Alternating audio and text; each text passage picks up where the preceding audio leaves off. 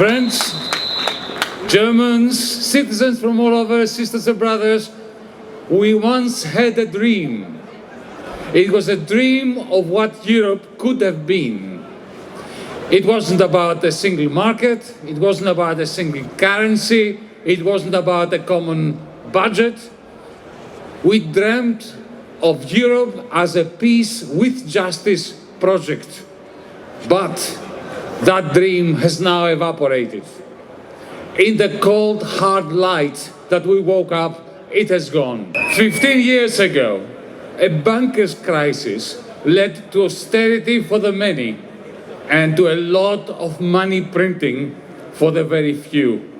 It was the end of justice, and it was the beginning of the long winter of Europe, of Germany's long winter, of deindustrialization, of stagnation, of a vicious class war against the majority all over Europe. And then, before we knew it, fascism and war was in the air. To stop the victims of their austerity from challenging them, from questioning them, they terrorize you. You heard Mr. Pistorius, the German defense minister, saying that Putin is the new Hitler and that we, the peace activists, are Putin's useful idiots, Putin's appeasers.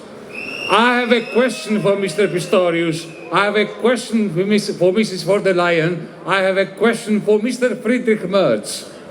If Putin is the new Hitler, why are you not sending Allied troops to take Moscow, to drag Putin to a new Nuremberg trial, or at least to force him into a bunker so he can commit suicide? Don't you realize what cowards you are, sending weapons to Ukraine so that the exhausted Ukrainians take Moscow or even the Crimea? The truth is that our leaders don't think that Putin is Hitler. They have been doing wonderful business with him for decades. They didn't say one word when he killed 250,000 people in Chechnya.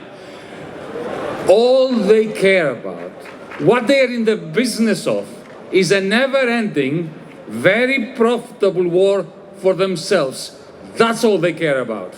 Having failed to invest in technology, in the social infrastructure of this country, of Europe, Europe's ruling class is banking on guns and bombs and drones and iron domes, and they want to spend your money on them. This is the only thing they care about. And if that means that the endless killing, the endless deaths continue on the killing fields of Ukraine, they don't give a damn. Friends, Germans, fellow demonstrators, brothers and sisters, comrades, since we were here last year, there have been two major developments. One, the International Criminal Court has indicted Netanyahu and his former defense minister for genocide.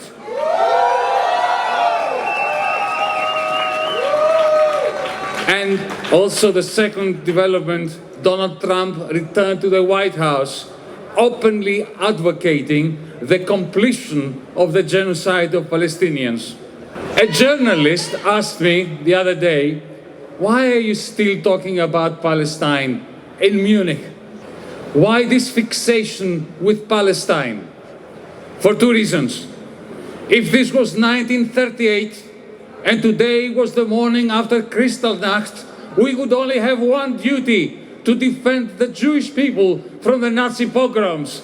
Today we only have one duty: to defend the Palestinian people from Israel's genocide.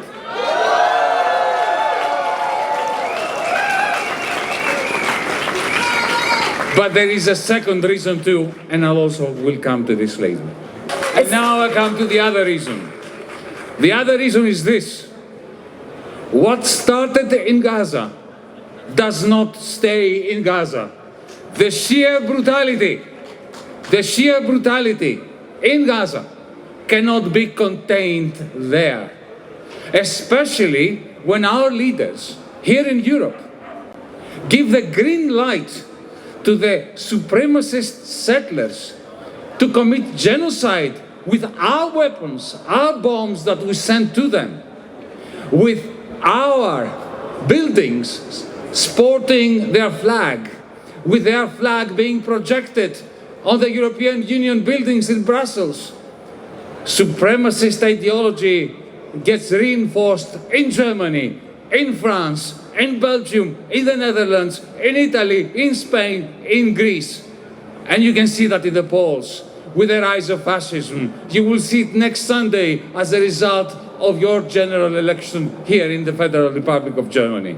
80 years after we defeated the Nazis, 80 years after the representatives of the peoples of the world gathered in the United Nations to proclaim never again, it is happening again.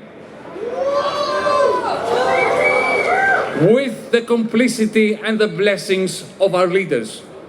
By allowing international law to die in Palestine, they've killed international law everywhere, in Germany as well. For international law to mean anything, it must be applying to everyone, because if it doesn't apply to everyone, it doesn't apply to anyone. This is why we're here in Munich today. To say never again anywhere. We are here to tell the fools in government, to tell those people who behave as if the horrors and the crimes of the Holocaust can be washed in rivers of Palestinian blood, to tell the fools in government who think that the authoritarianism of Putin can be stemmed by piles of dead bodies of more and more Ukrainians, to tell them that we are here to stop them, that we are here to seize the day, today, so that tomorrow we can dream again, a dream of a Europe as a peace project, a project for peace with justice. Carpe diem. No pasarán.